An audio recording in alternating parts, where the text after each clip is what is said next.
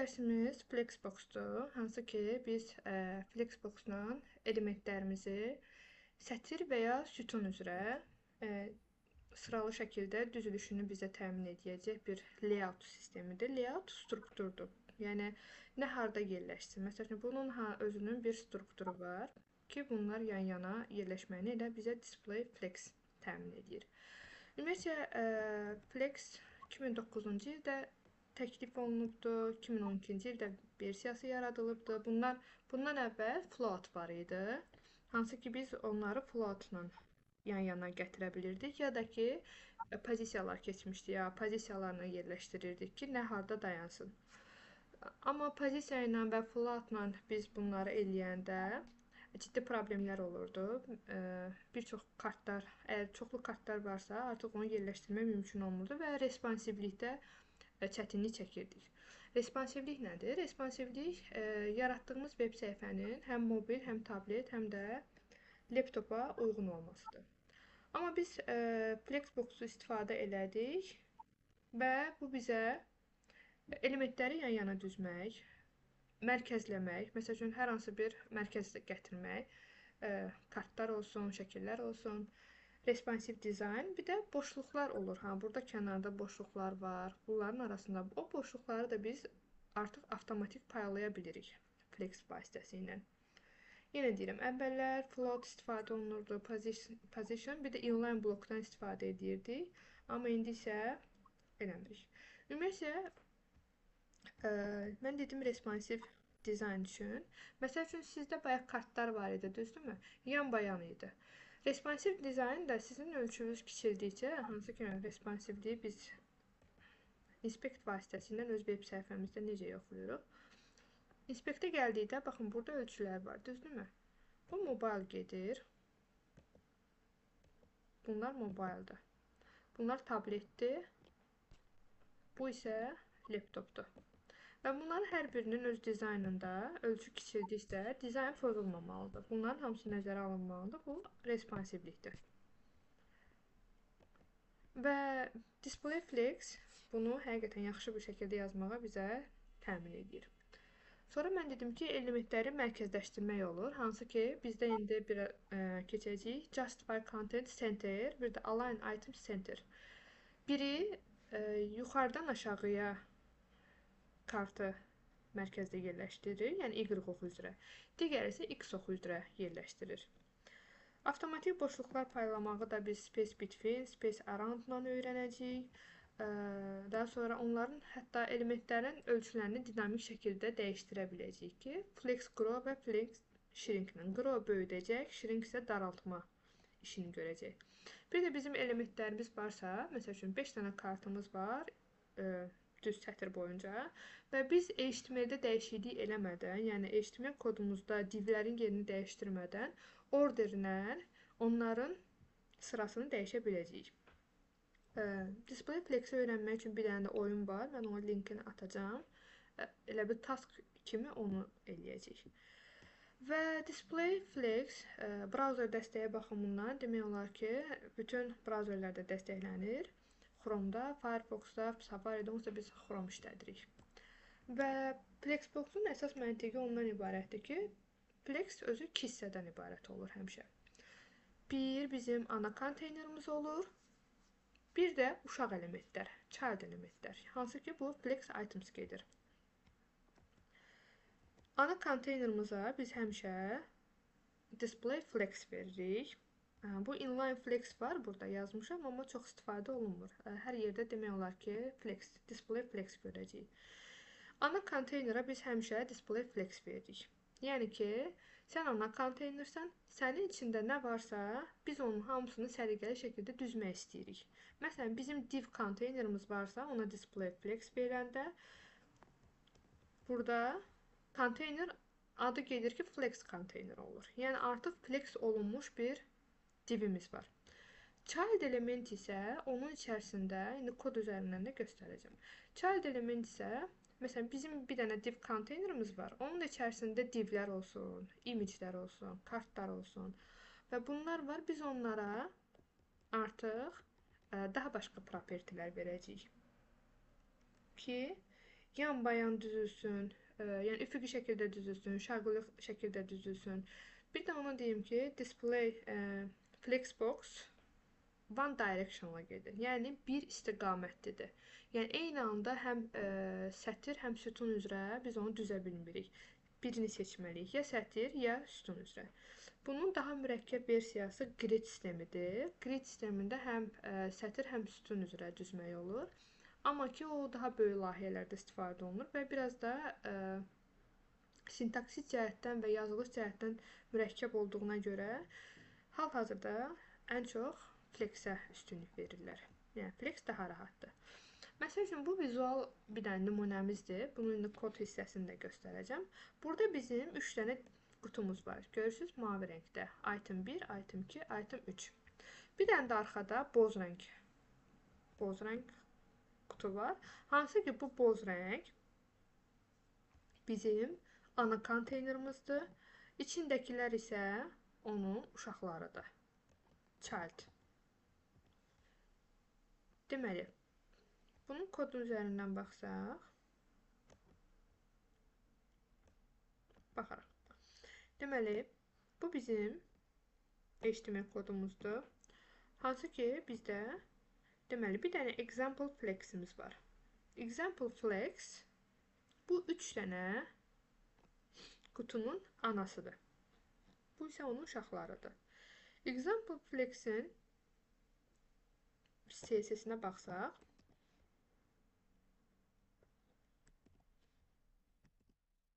deməli, burada display flex veririk. Yəni, məntiq nə idi? Bizim ana konteynerimiz varsa, biz ona display flex veririk.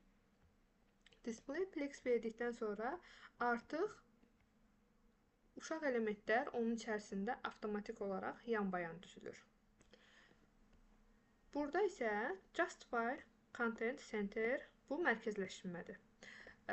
İkinci itemdə niyə display flex verib? Onun içərisində rəqəm var. 1 rəqəmi, 2 rəqəmi, 3 rəqəmi. Burada artıq o mərkəzləşdirmək üçün bizə lazımdır ki, align item center, justify content center yazıb ki, bizim bu qutuda gördüyümüz bu yazı mərkəzdə yerləşsin deyə. Yəni, əsas qaydaları nədir? Flex container yalnız birbaşa uşaq elementləri idarə edirdi. Və flex, əgər display flex yazmışıqsa, içərisində hansı qutular, neçə qutu varsa fərqi yoxdur. Onlar bir sətirdə düzülür. Yəni, bunun default olaraq, default sözü ilkin vəziyyət deməkdir. Yəni, siz heç bir dəyər vermədən default olaraq bir sətirdə düzülür. Və həmişə itemlar sətrin başından başlayır. Yəni, sol tərəfdən başlayır. Konteynerin solundan başlayır. Ta ki, siz ona mərkəzləşmə, boşluqlar, ara verənə qədər. İndi onların hamısını bir-bir verəcəm.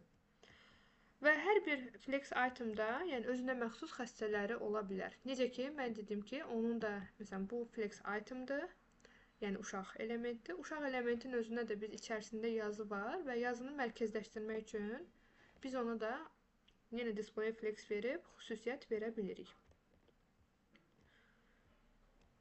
Flex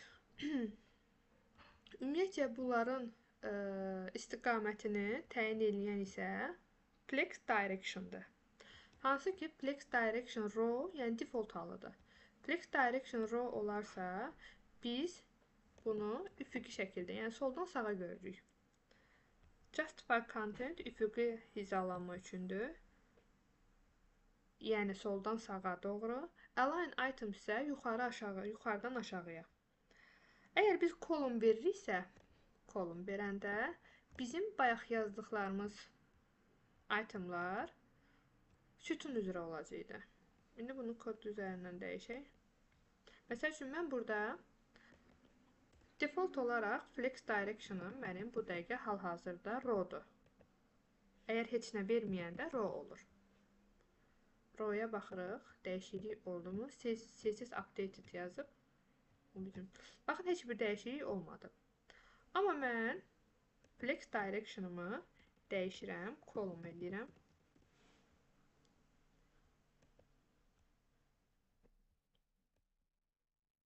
Bu dəyişmədi. Nəyə görə dəyişmədi? Çünki div konteynerin içərisindədir. Onun nümunəsi aşağıdadır. Kolum eləyəndə artıq bunlar alt-alta düşürlər. Yəni bir sətr yan-bayan yox, alt-alta. Kolumdursa sütun üzrə olur. Rowdursa sətr üzrə olur. Yəni siz row verməsəz, o özü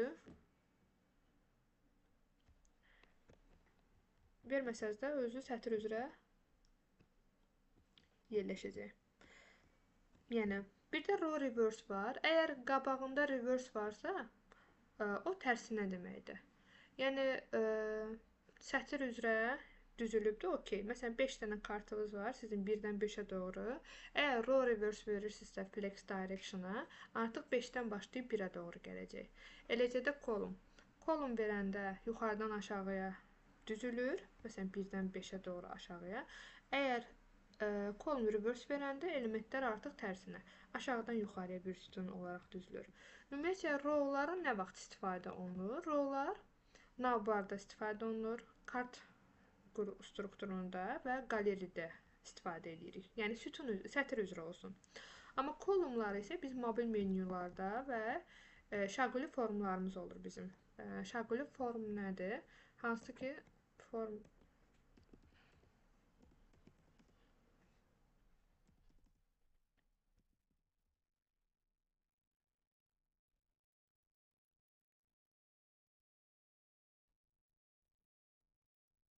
Məsələn, bu formlardır.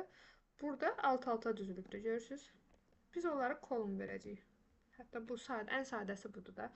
Bu bizim formumuzdur və alt-alta düzülübdür. Biz ona kolum veririk ki, alt-alta düzülməni təmin eləsin. Verməsəydik, yan-bayan olacaqdı. Hansı ki, burada bir hissədə var idi. Burada məsəl üçün, bura kolum verib, bura kolum verib, amma bu ikisini row eləyib ki, onlar yan-yana düzülsün. Bunların hamısını yazdıqca öyrənəcəyik onsuz. Deməli, bu bizim flex direction idi. Bir də flex wrap var. Flex wrap nədir? Bizim dedik uşaq elementlərimiz var, flex itemlar. Yəni konteynerin genişliyindən kənara çıxanda nə edir? Məsələn, bizim ekranımız bu boydadır, düzdürmü? Buradan bura qədər də. Bu əgər ekranımızı mən sıxanda, ekran balacalaşır deyə, artıq həmin qutular ora yerləşmir. O yerləşmədiyinə görə ya sətr dəyişib aşağı düşür. Wrap-in nümunəsi burada. Məsələn, sətr no wrap eləyəndə default halıdır. Elementlər heç vaxt sətr dəyişmirlər. Yəni, yer kifayət eləməsə belə, elementlər kiçilir və bu da elementlərin ölçüsünün kiçilməyinə səbəb olur və dizayn yaxşı olmur. Wrap eləyəndə isə, məsələn, mən bunu kiçildəndə, əgər yer yoxdursa, nümunəsi var idi burada, göstərəm yəni. Kiçildəndə yer yoxdursa, artıq mənim 5-ci şəklim, 5-ci kartım aşağı sətrə keçir. Bu da yenə responsiv dizayn üçün vacibdir. Bir də wrap reverse var. Harada reverse görürsünüzsə, o tərsinədir yəni. Elədiyimiz, istədiyimiz məntiqin tərsidir. Bu wrap'də, amma wrap'ı düzgün yazmayıbram. Bəlkə mən bunda da işləyərdim.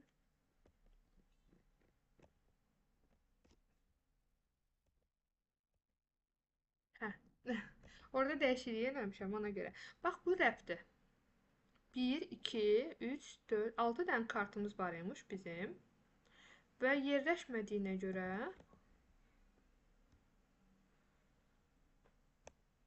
altıncını aşağıya salıbdır.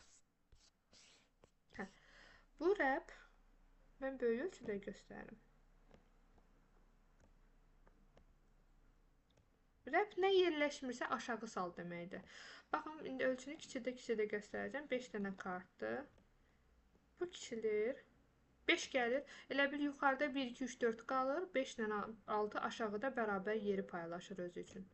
Sonra yenə kiçildəndə artıq 4-də düşür. Bu mobil dizayndır. Artıq ölçüsü 2-2 olmağa başlayır. Ən kiçik ölçüdə isə 1-1 olur. Düşür aşağı. Wrap-in məntiqi budur ki, yəni nə yerləşmirsə aşağı sal.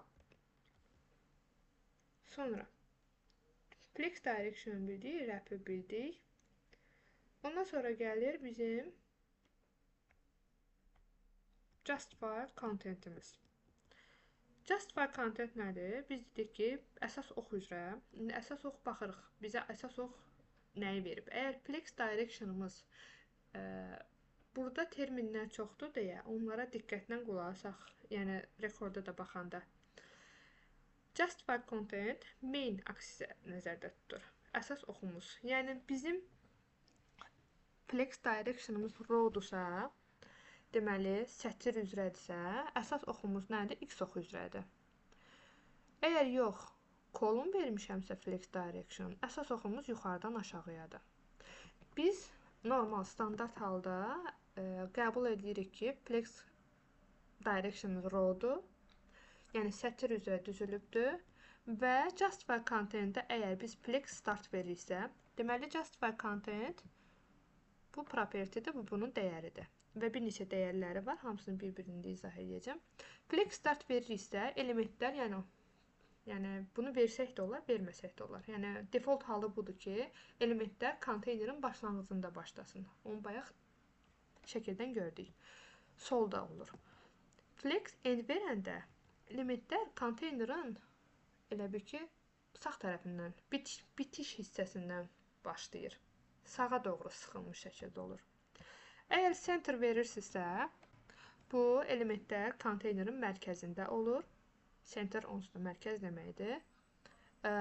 Justify content space between verəndə elementlər arasında bərabər boşluq olur, lakin kənarlarda boşluq olmur. Və space around, space between və space even-ni bir-birlərinə oxşuyurlar, amma biraz fərqləri var. Between-də odur ki, yəni aralarında bərabər boşluq olur. Kənarda isə boşluq olmur. Around isə ətrafda boşluq olur. Yəni burada həm kənarda da boşluq var, elementlərin arasında da boşluq olur space around-da. Ən yaxşı space even-lidir. Space even-li isə bütün boşluqlar bərabər olur. Həm kənarlarda, həm elementlər arasında buna bərabər paylanma deyilir. Və bunların istifadəsi, praktik istifadəsi həm necədir? Məsəl üçün, center mərkəzləşdirmək üçündür. Space between-ni biz eləyirik navbar və footer kimi elementləri, məsələn, kənarlara yerləşdirmək üçün. Space around hissədə kart strukturların hazırlanmasında, qaleridə və space even-li isə ümumiyyətlə çox vaxt space even-li istifadə olunur ki, çünki bərabər paylanır hər yerdən. Burada flex start flex göstərilib, amma ölçü kiçik olduğuna görə, elə bir ki, ölçü kiçik olduğuna görə tam burada görmürük. Mən bunu V3-dən göstərəcəm.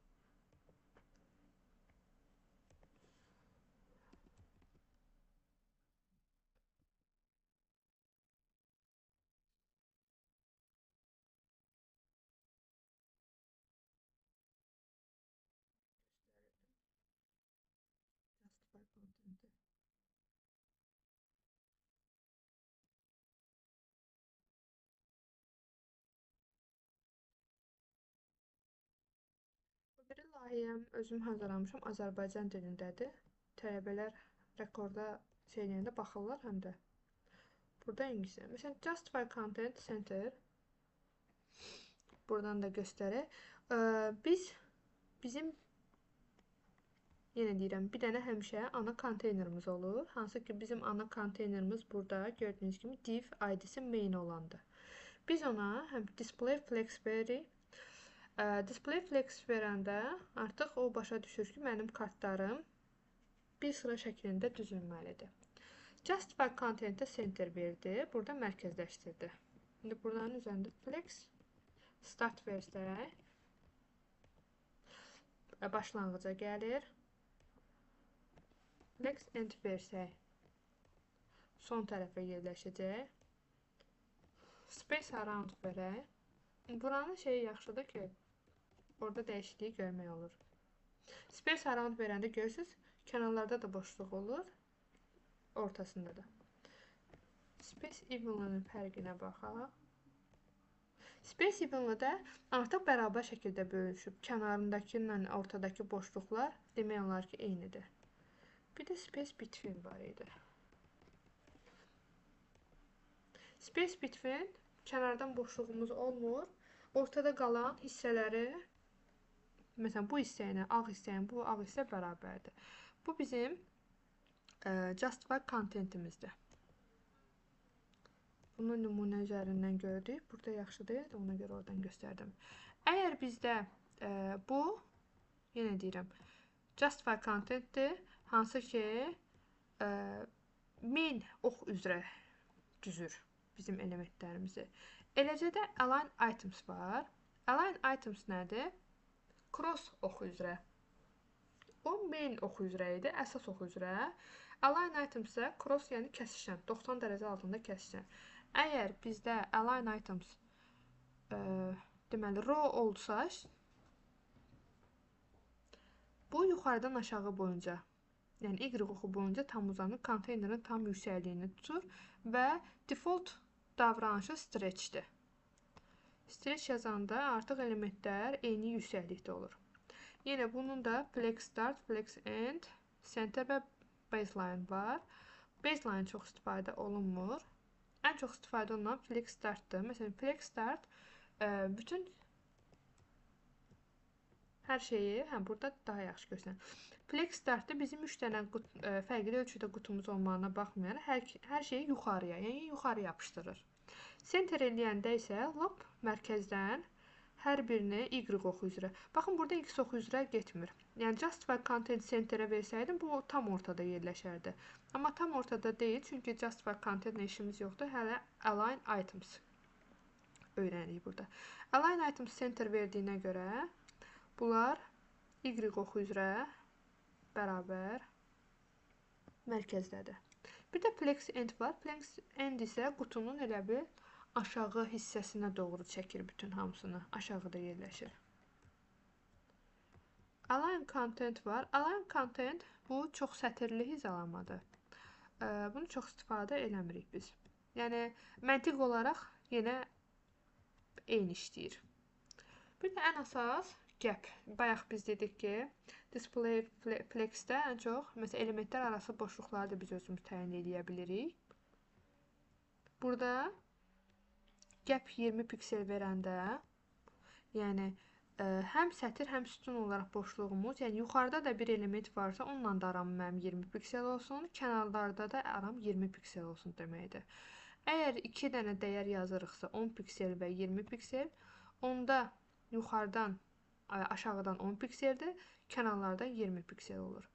Və row gap deyəndə, biz əgər row gap deyiriksə, yalnız sətir boşluğunu, yəni sətir üzrə boşluğu nəzərə alır, bu sətir üzrə. Column gap isə yalnız sütun üzrə boşluğu göstərir. Məsəl üçün, burada sadəcə mən gap versəydim, gap 15 piksel. Sadəcə gap verdim. Gap verəndə bunların arasında olan məsafə ancaq 15 piksel oldu. Yəni heç display space between, space around vermədən biz onların arasında boşluq əkləyə bildik, əlavə eləyə bildik. Bir də item'ın xəstə, o bizim ana konteynerimizin xəstələri idi ki, ana konteyner içində olan uşaqları necə idarə edir. Bir də child uşaqların xəstələri var, hansı ki onlardan biri məsələn flex grow'dur.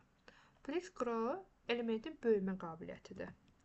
Yəni biz əgər flex grow'a konteynerdə bir boşluq varsa, nə qədər böyüməsi lazım olduğunu təyin edir. Bu xəstə adətən 0 və ya müsbət ədəd olur, yəni mənfi olmur. 0-dırsa, deməli element böyümür, normal təbii öz ölçüsündədir. Əgər grow 1 vermişəmsə, mövcud boşluqda böyüyür və bir neçə element əgər flex grow 1-ə malikdirsə, boşluq bərabər paylanır. Flex grow 2 isə daha çox böyüməni təmin edir. Məsələn, bizim əgər 3 dənə qutumuz varsa, mən o qutunun birinə grow 1 vermişəm, digərinə grow 2 vermişəm və üçüncüyə grow 0. Bu deməli, mənim qutumun normal ölçüsü budur. Üçüncüdür, grow 0 olandır. Və grow 1 verəndə 2. Bunları sanki toplayır, qalan hissəni 3 yerə bölür. Grow 0-ın öz ölçüsünü çıxır konteynerdən. Qalan hissəni 3 yerə bölür ki, hansı ki gördüyün kimi bu Bu 1'dir. Bu grow 2 birdən 2 dəfə böyüdür. Grow onun böyümə məntiqini işləyir. Burada varmı grow? Padding istəmirəm. Flex grow.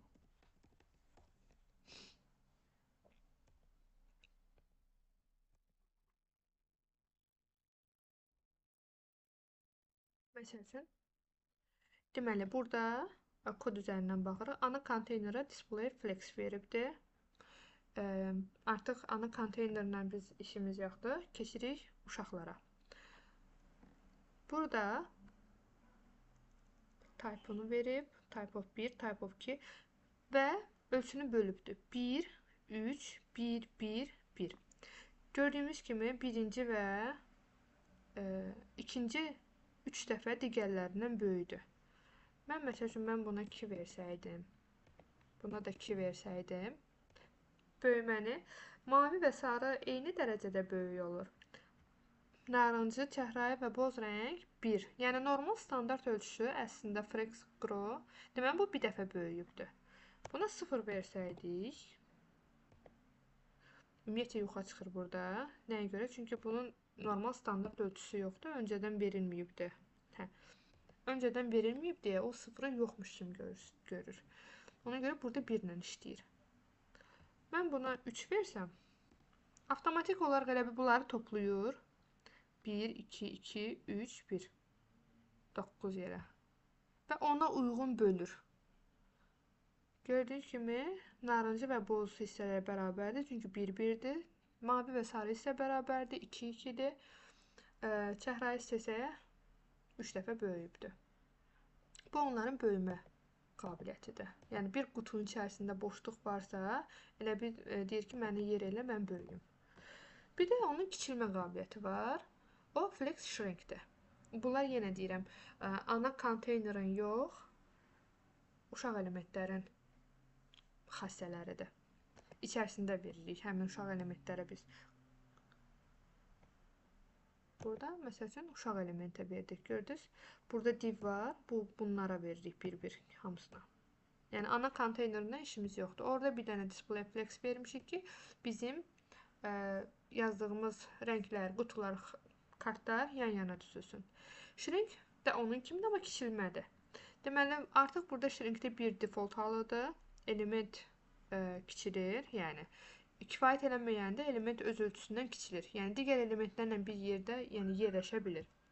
0-dırsa element heç vaxt kiçilmir. Yəni, öz minimum ölçüsündədirsə, əgər hazır bir öncədən bit height verilibsə, elə o ölçüdə də qalacaq və digər elementlər kiçilir onun yanında. Ona heç bir dəyişiklik olmur. 2 isə artıq yarı-yarıya elementi kiçildə bilirik.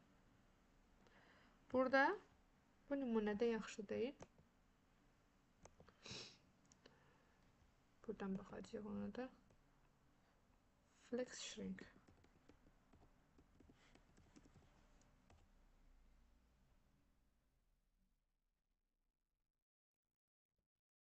Shrink propertiesine.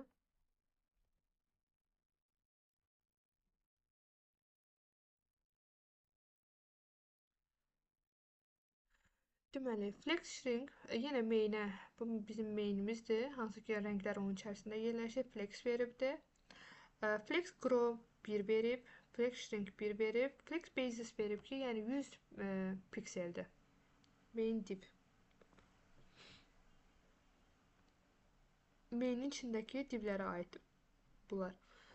Üçüncüyə deyib ki, deməli, daha doğrusu ikinciyə deyib ki, 3 dəfə kiçilsin.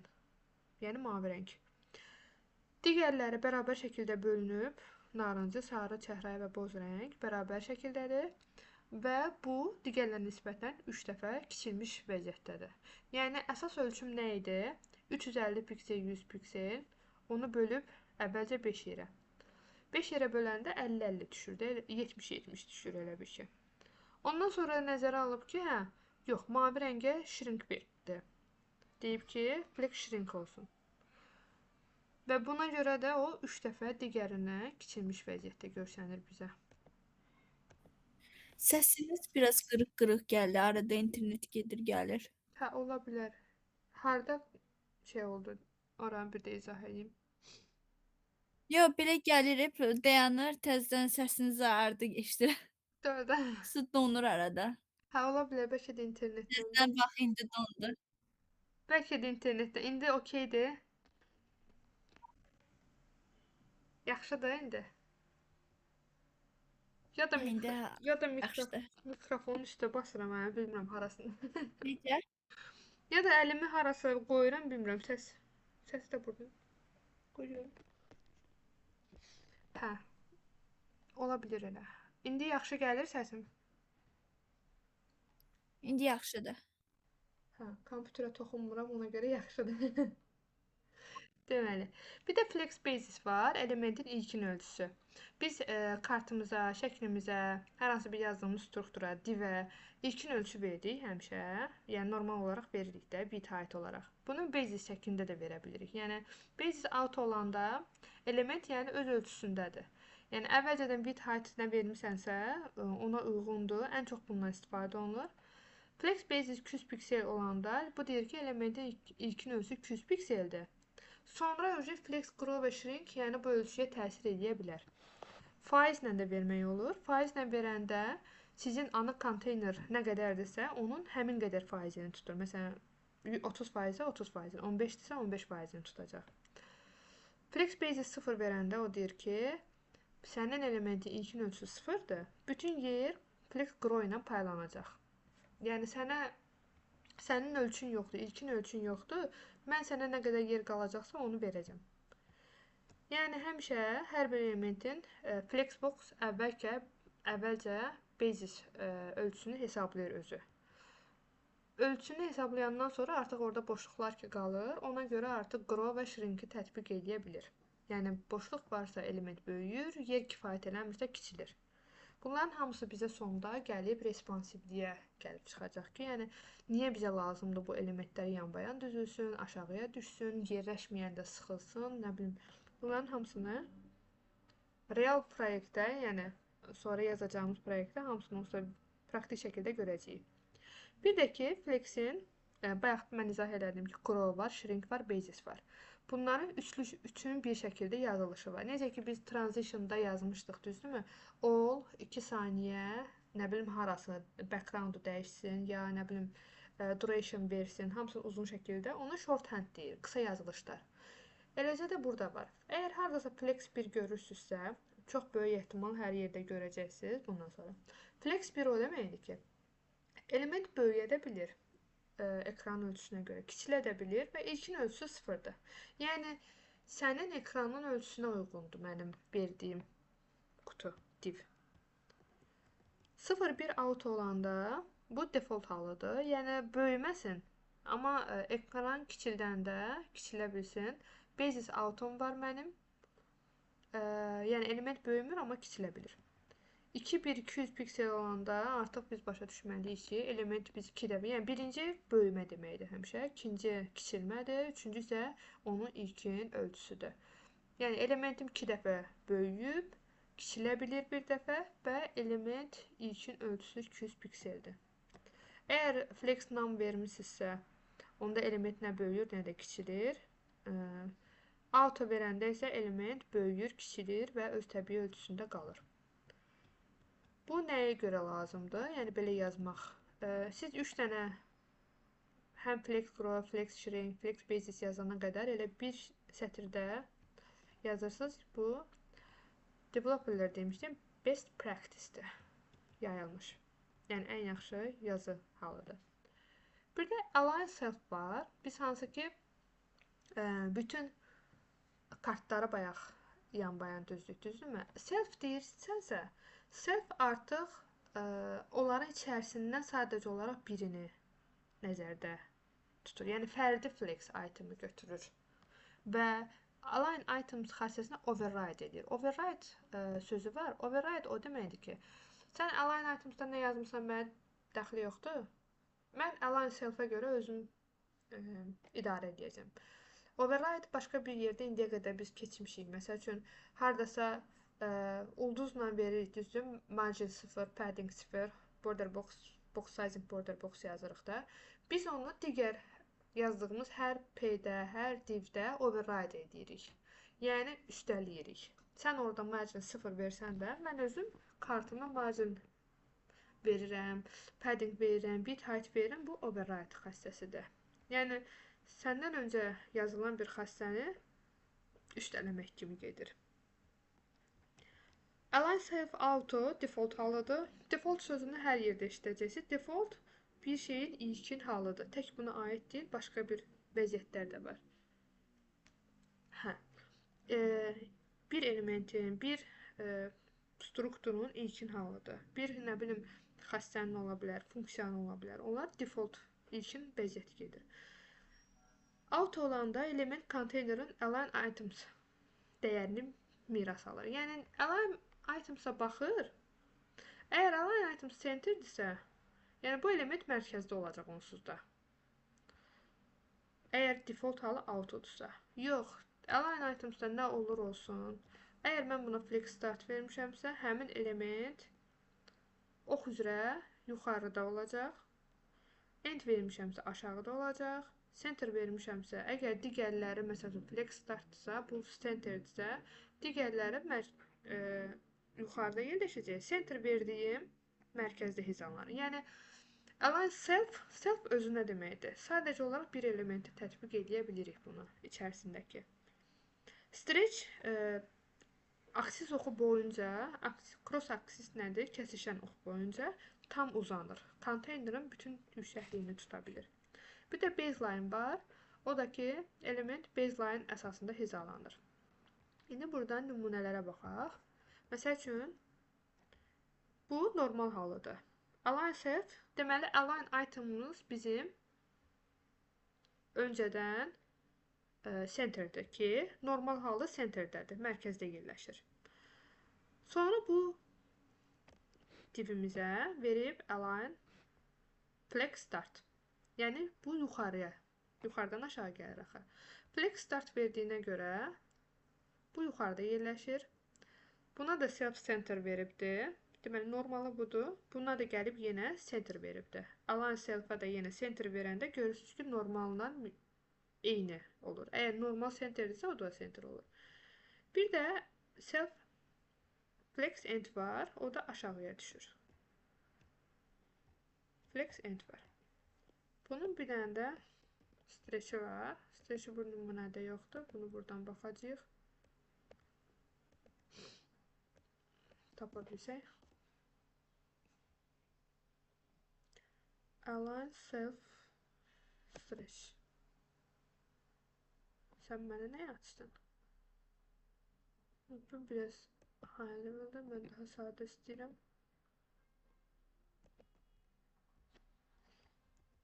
Align self. Tüneli.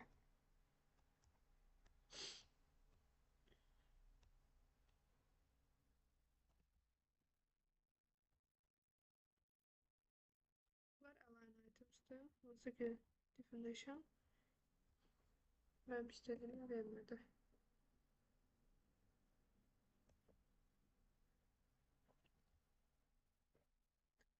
Align self stretch. Burada elementləri göstərməyib baxar.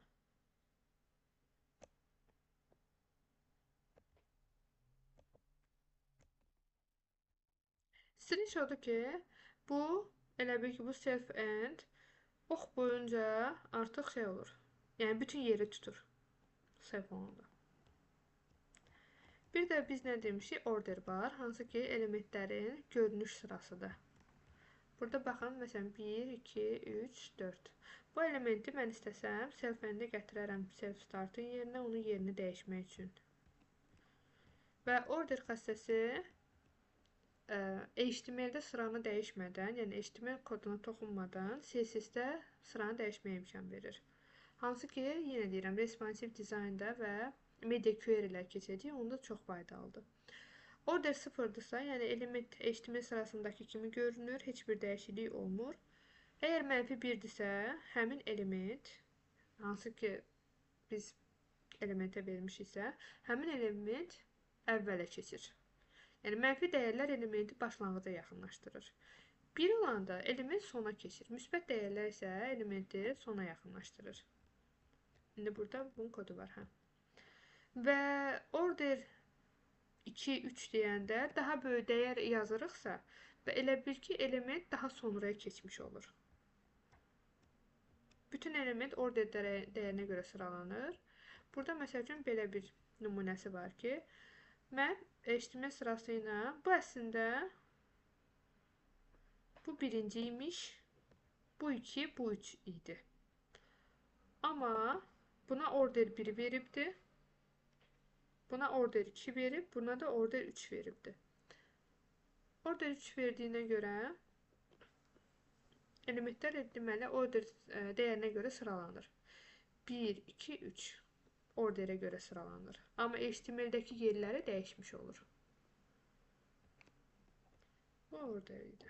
Praktik nümunələrindən ümumiyyətlə intervyu suallarından ilkin olur ki, yəni bir divi necə mərkəzləşdirərsən, mərkəzə gətirərsən. Konteynerində bir dənə div var.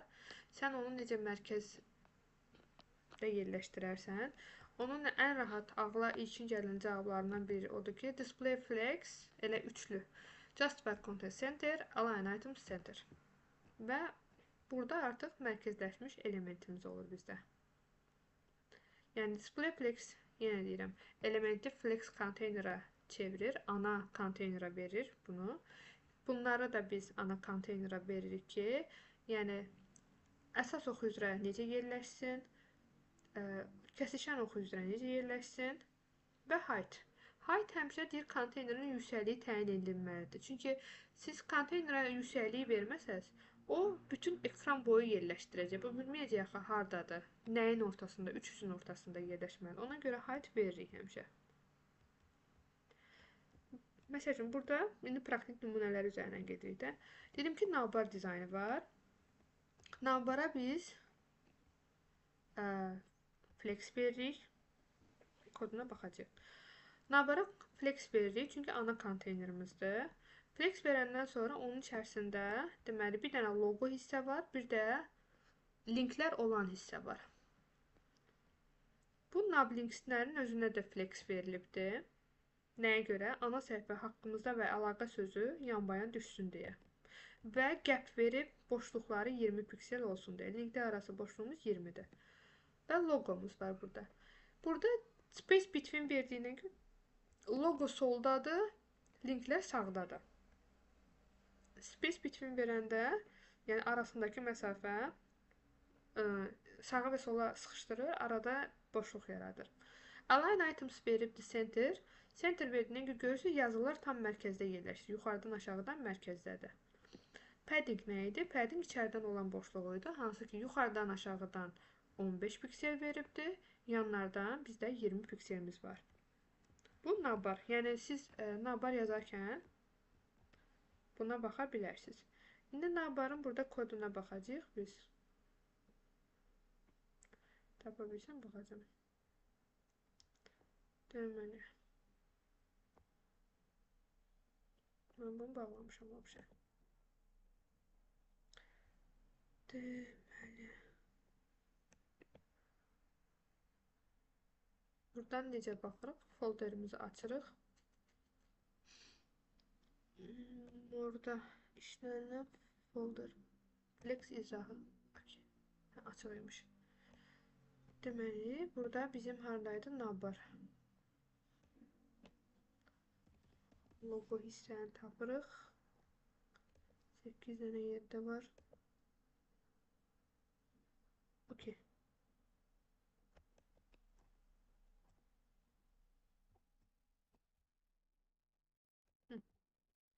Bayaqki buydu, bu hissə idi. Example boxumuz var. Ona böyük ehtimal display flex verilibdir.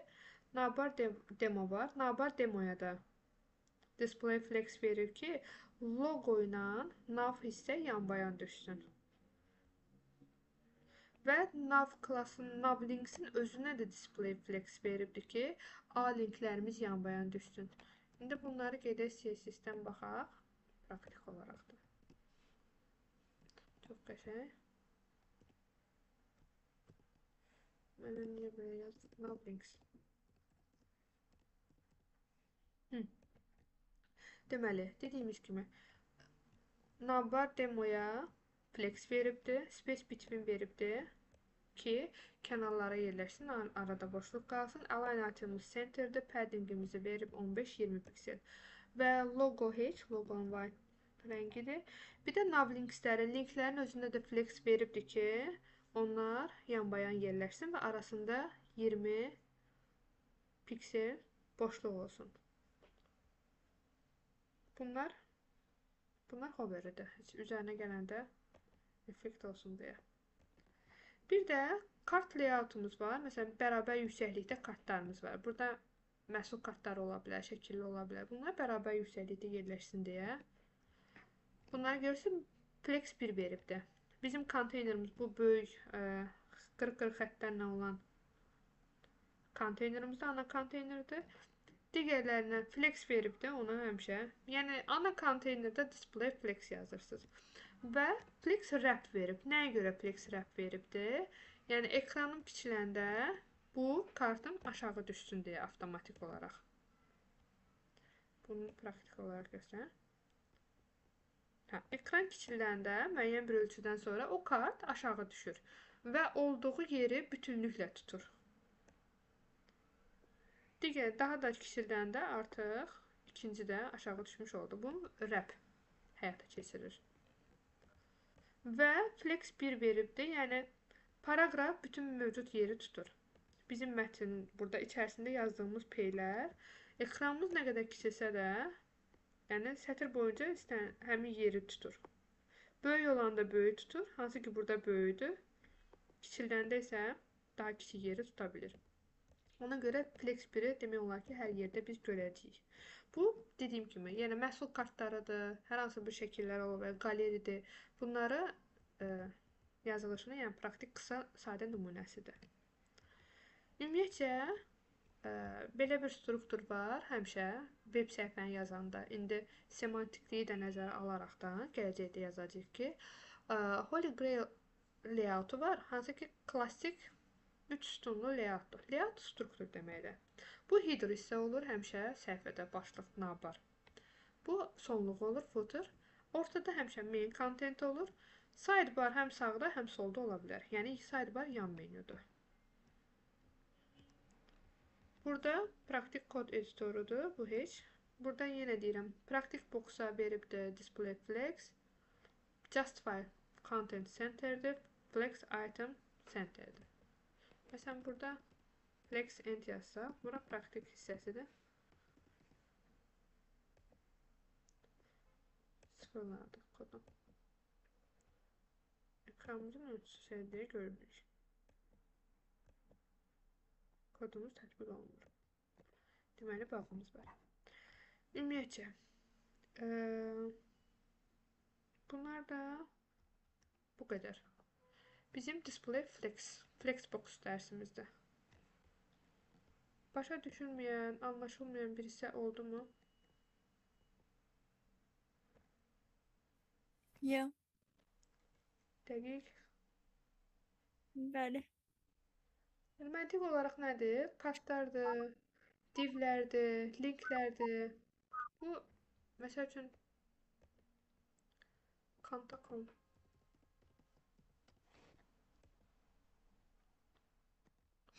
Bunların hamısı display flex-lə olubdur. Burada logo hissəsi də bayaqki kimi. Burada ortada deməli linklərimizdir, butonlarımızdır, hansının yan-yana gəlməyidir. Yan-yana düzmək deyiriksə, baxın, burada bayaqki kartlar var idi, düzdür, məhsul kartları idi da onlar. İndi bu karuseldir, amma yenə də 5 dənəsini yan-bayan düzmək üçün flex-dən istifadə olunub. Eyni zamanda burada da alt-alta düşmək üçün columndur. Burada artıq flex direction column veribdir.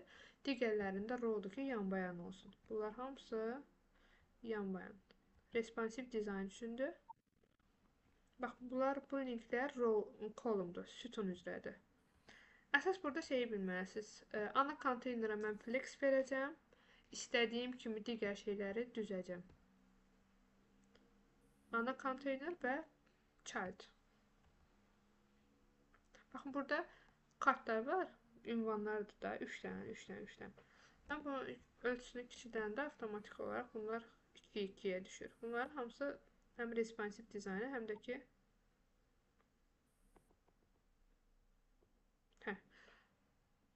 əsaslanır. Gələn dərsimiz responsive dizayn olacaq. Onu da bitirəndən sonra artıq bir dənə bizim web səhifəmiz var. Onu task olaraq verəcəm. Dizayn, belə. Bunu yığacaq.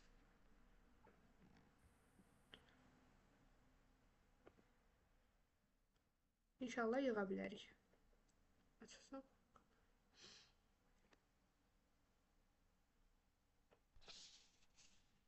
Belə bir web səhifəmiz olacaq. Elə bayaqdan izah elədiyim flex məntiqinə uyğun 2 hissədir. Bu sağda, bu solda yerləşəcək. Burada logo var, burada navbar var. Hər sectionlarımız semantik taglər yadımızdadır da, düzdür? Aha. Bu bir neçə vərəqdir? Bəli, bu bir neçə səhifədir, hə. Bu ana səhifədir. Bu ana səhifədir, hero section'dır. Bu about'dur. Bu bir neçə səhifə deyəndə bunlar landing page gedir. Alt-alta yazırsınız da, yəni keçid eləməyəcək. Biri var, məsəl üçün, bunun üzərinə gələndə, hə, keçid eləyəsiniz, məsəl üçün. Biri var belə bir layihə var. Məsələn, hər birinin üzərinə gələndə səhifələri keçid edir. Ayrı-ayrı səhifələr. Bu normal web səhifədir də. Amma buradakı Figma-dakı elə deyil. Figma-dakı alt-alta gəlir.